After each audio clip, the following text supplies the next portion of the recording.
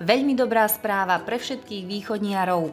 Pravidelná letecká linka medzi Košicami a švajčiarskym Zürichom funguje už presne rok a budúcnosť je nadmieru priaznivá. Aj vďaka podpore Košickej župy sa cestujúci majú na čo tešiť.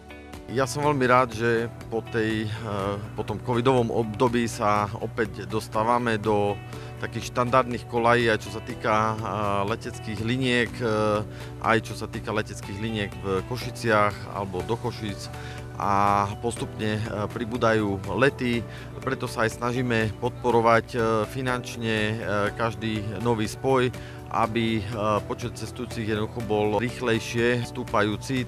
Pôvodne zmluvu podpísali na 3 roky, no dopyt naznačil, že 3 lety týždenne sú málo. Prepravca tak pridáva ďalší.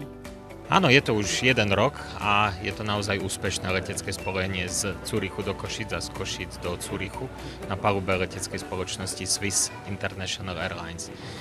Doteraz sa lietalo 3-krát do týždňa, bolo vypravených už viac ako 300 letov za ten rok a prepravených cestujúcich viac ako 32 000. Navýšenie počtu letov na 4 do týždňa, v lete dokonca až 5-krát, je dôkazom dobrej stratégie a úspešnej linky, ktorá navyše zo Švajčiarska, ale aj z Košíc obohacuje spojenie s inými destináciami na svete.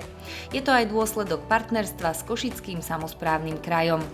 Spolupráca s Košickým samosprávnym krajom je naozaj výnimočná a dôkazom toho je aj práve toto letecké spojenie. Župa mieni podporovať aj ďalšie linky, no žiada si to individuálny prístup. Nesporným faktom je však to, že potenciál rozvoja cestovného ruchu v okolí metropoly Východu je naozaj veľký.